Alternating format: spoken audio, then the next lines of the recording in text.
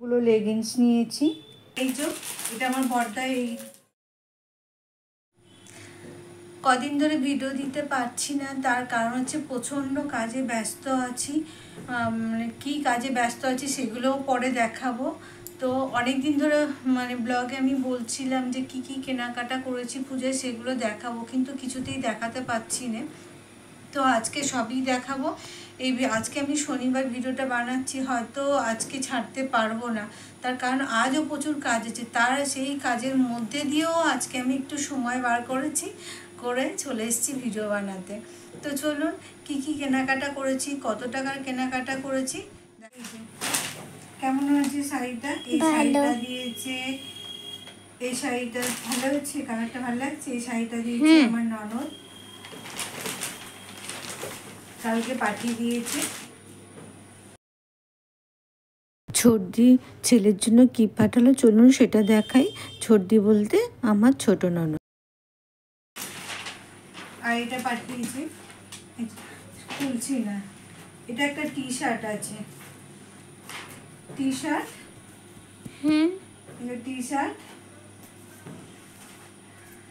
আর এই একটা প্যান্ট। আমার ছেলে যেহেতু ভিডিও বানাচ্ছে তো সে আমার কথায় সায় দিয়ে যাচ্ছে, প্লিজ কিছু মনে করবেন না। এবার আমাদের বাড়ি থেকে কি দিয়েছে দেখাই। এদিকে ছোট বৌদি দিয়েছে পাঞ্জাবি, জিন্সের প্যান্ট,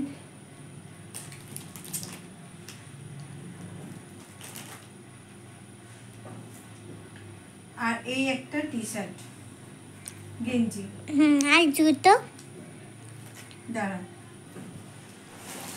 আর বর্দা দিয়েছে, আমার বর্দা এই যে স্কুল ব্যাগ, এটা সিলেদার্স থেকে নিয়েছে। ভালো করে দেখাতে পারছিস? এটা সিলেদার্স থেকে নিয়েছে। আমার ছেলে ভিডিও করছে, বলছে ওকে ধরতে বলেছে, আমি একটু বললাম ব্যস্ত আছি, তার কারণ ওই জন্যই ওকে ক্যামেরাটা ধরতে বলেছি। তো এই ব্যাগ নিয়ে এসছে। আর এই যে আমার জুতো, এটা আমার, এগুলো আমি সাইডে সরিয়ে রাখছি।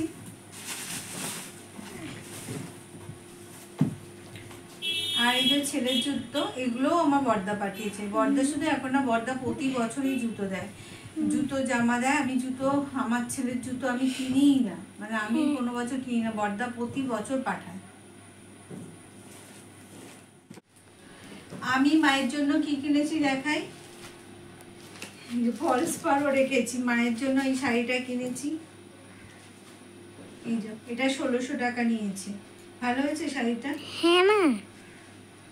এই শাড়িটা মায়ের জন্য কিনেছি, আর এর সঙ্গে ফলস পাড়টাও রেখেছিলাম।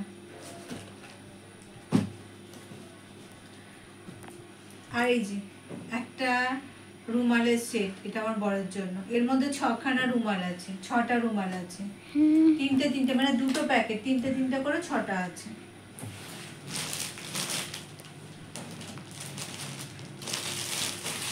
এই যে ভাইপোর জন্য টি শার্ট, আমার বড়দার ছোট ছেলের জন্য টি শার্ট কিনেছি। এই টি শার্ট, তো এগুলো কত কি দামে কিনেছি সেগুলো আমি বলছি না, তার কারণ সেগুলো বলা যায় কিনা আমি জানি না, সেই কারণে দামগুলো বলছি না। তো মোটামুটি টি শার্টগুলো কিন্তু খুব ভালোই দাম নিয়েছে। কিনেছি এটা আমার হাজবেন্ডের জন্য, এটা আমরা কিনেছি। আর ওর জন্য এই যে জিন্সের প্যান্ট, এটা আছে, এটা নেভি ব্লু ঠিক না, এটা পিত্তি কালার, অনেকটা পিত্তি, নেভি ব্লু দেখাচ্ছে কিন্তু এটা পিত্তি কালার, ডিপ পিত্তি কালার জিন্সের প্যান্ট।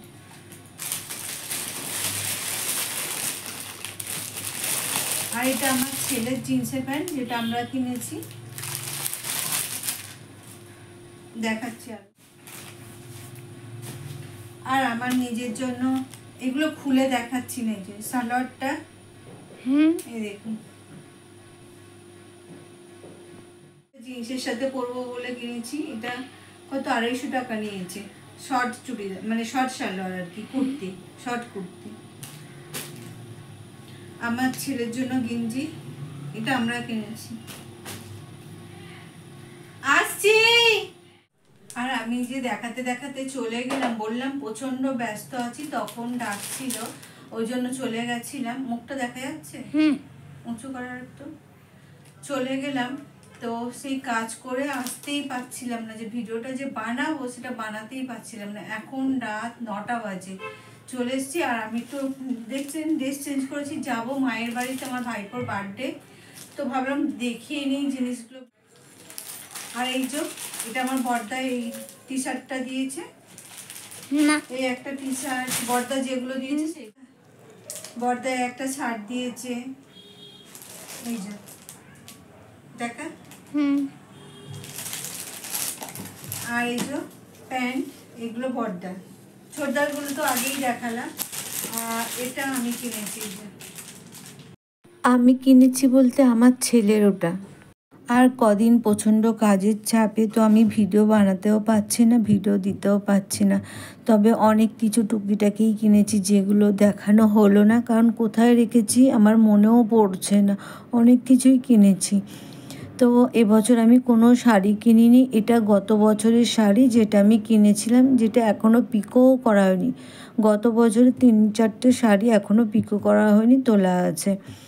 তো এই শাড়িটা বার করলাম কেন, ভাবলাম অষ্টমীর দিন অঞ্জলি দেব এই শাড়িটা পরে, ওই জন্য শাড়িটা বার করেছি। পিকো করতে দেবো আর ফলস পাড় লাগাতে দেবো। তো পিকো করা আমার পিকো করে আনা হয়ে গেছে। তো এটা পিকো করে আগে মানে ভিডিওটা করেছিলাম। তো আমাদের আমি ফলস লাগাইনি। এই শাড়িগুলো না ফলস না লাগালে একেবারেই ভালো লাগে না। তার কারণ হচ্ছে একটু পাড়ের দিকটা একটু ভারী হয়ে। একটা শাড়ি দেখাচ্ছি যেটা আমার 22 বছর আগের শাড়ি। 22 বছর আগে আমার দাদা আমাকে দিয়েছিল সেম একই শাড়ি। এই দেখুন,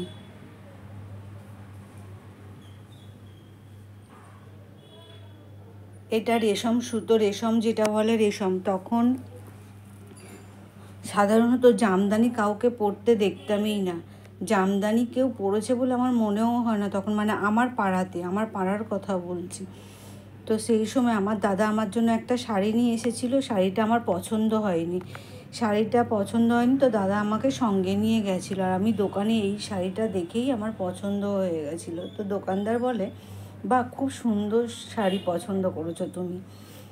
তখন আমি অনেক ছোট ছিলাম, বুঝতেই পারছেন, 20-22 বছর আগের শাড়ি।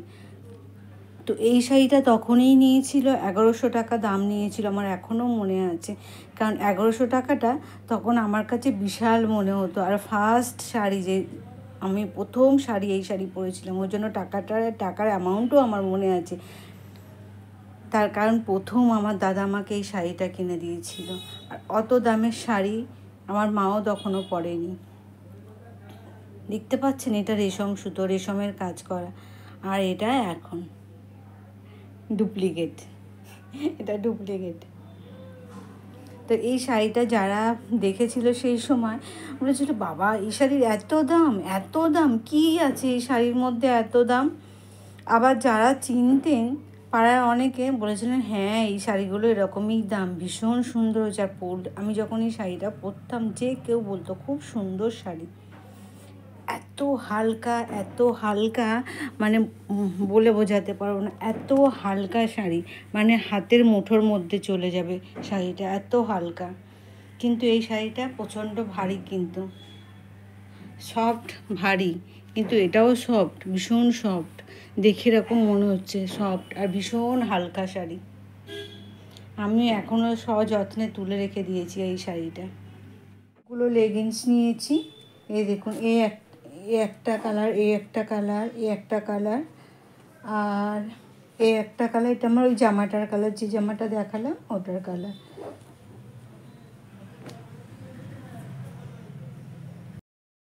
আর যে শাড়িটা দেখালাম আমার ননদ দিয়েছে, কাছে থেকে একটু দেখাই। শাড়িটা এরকম কালার, এরকম ভিতরটা পুরো এরকমই গুটি গুটি। তো শাড়ি তো সেভাবে পরা হয় না, ওই একটাই শাড়ি অঞ্জলির দিন একটু পরবো, আর বার হবো কিনা জানি না। রাত হয়ে গেছে, চলুন ভিডিওটা আজ এই পর্যন্ত। দেখা হবে আরও একটা নতুন ভিডিওতে। প্লিজ লাইক করবেন, কমেন্ট করবেন, আমার চ্যানেলটাকে সাবস্ক্রাইব করবেন। আজ এই পর্যন্ত, টাটা।